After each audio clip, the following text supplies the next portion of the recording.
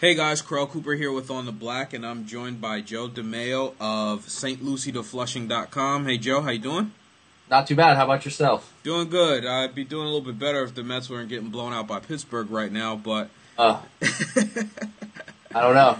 yeah, it's gonna be a summer full of up and downs. I think they're gonna win a few in a row, lose a few, win a few more, so on and so forth. So.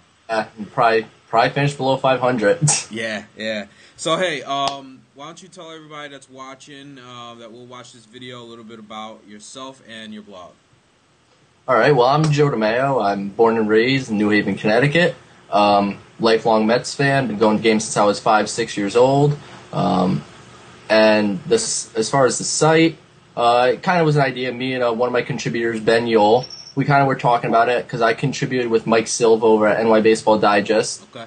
And we decided to kind of venture into our own project, and we thought the name St. Lucie to Flushing, which pretty much just is the guide for a minor leaguer. You pretty much start your career down in St. Lucie, possibly Savannah, but St. Lucie had a better ring to it. You start your career in St. Lucie, and you end up in Flushing. So we thought it was a good thing for a site that was going to be mainly minor league based.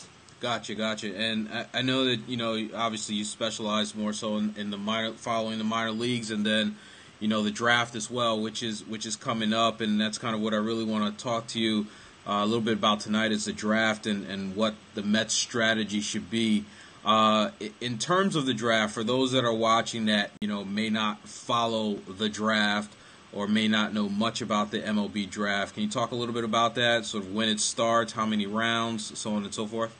Yeah, draft is a 3-day process. This year it starts June 6th, and it also goes on the 7th and the 8th. On the 6th, live on the MLB Network and MLB.com, they'll be doing the first round as well as the supplemental first round. Then I believe they do through round 20 on the second day, and they conclude through round 50. It's a 50-round draft, and you can stop drafting at any point if you're a team. Some teams will stop at 40, 42. Some teams will draft all 50 players. So that's pretty much how that works. And then, for a strategy, they really need to I personally think they need to go as much pitching as possible, considering how the game has changed nowadays. To get premium starting pitching, you have to make it yourself. It's very rare that it becomes available via free agency or via trade. So you really have to find this pitching yourself. And the best way to do it is through the draft, because you can give these guys, like Matt Harvey last year, who's right now looking like he's going to be a stud for the Mets, signed for $2.5 million, which is essentially what they paid Alex Cora to be a backup middle infielder. Mm-hmm. So it's the cheapest way to get a lot of production. Gotcha. Yeah, and we see right now, with the Mets, with Santana being out, with Chris Young out for the year, they're really struggling with starting pitching, and God forbid another starter goes down. They're a little weak there. Now, obviously, guys that are picked up in the draft need a few years to develop before they come up. But, Tampa Bay, I think, has kind of set a nice model for kind of drafting and stocking their minor leagues with pitching and stuff like that. I mean, what do you think about that?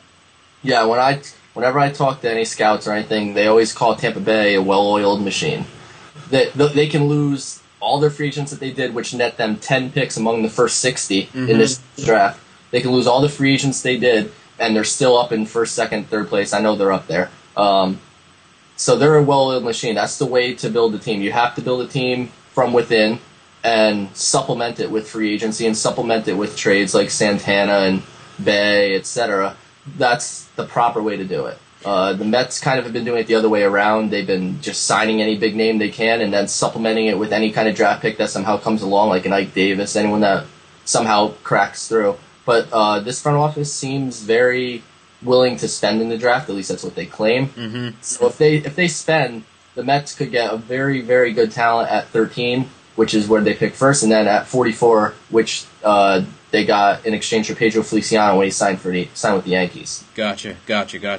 Now, I know pitching should be the priority. What about number 2? What do you think in terms of that? Where are the Mets, I guess, a little weak in their farm system and maybe really don't have anything coming up in the pipeline that they should look at in terms of drafting? The Mets don't really have much up the middle. That's catcher, That's second and third, and pitcher as well. They're very weak at middle infield. I mean, they have Wilfredo Tovar. Wilmer Flores he's not going to be a shortstop once he fully develops. He's going to grow, and he's going to outgrow the position, and he's not exactly fleet of foot as it is. Mm-hmm. Second base, they don't really have anything. I mean, they have Reese Havens, but... yeah, he's got to prove he's got to stay healthy. Exactly. He hasn't been healthy since he's been drafted, so you have no confidence there. And behind the plate, they have absolutely nothing. I mean, it's literally you're praying Josh Tolley really turns it around.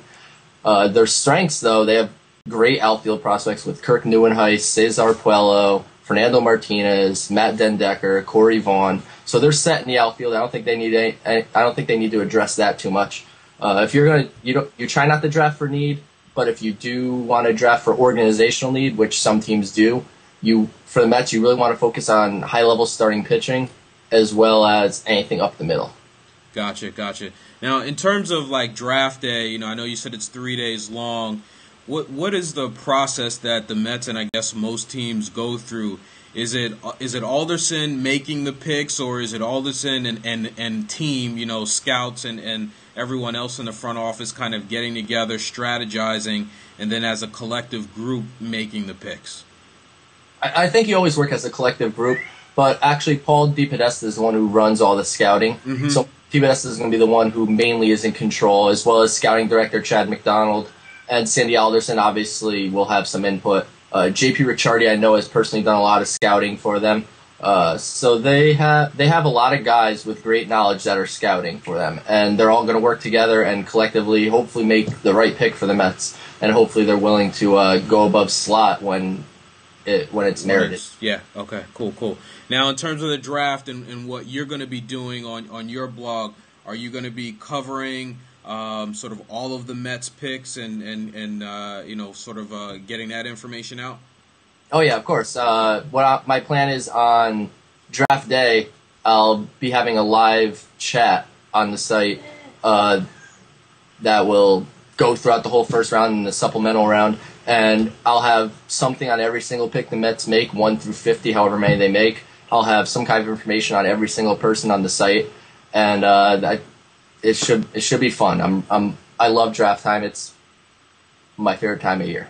Gotcha. Well, I'm definitely looking forward to that, and I'll definitely be checking out the work that you'll be doing over the next week or so with the draft.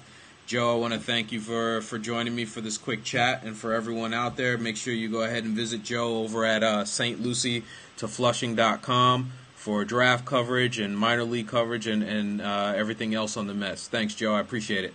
Absolutely not a problem, man. Take care. All righty.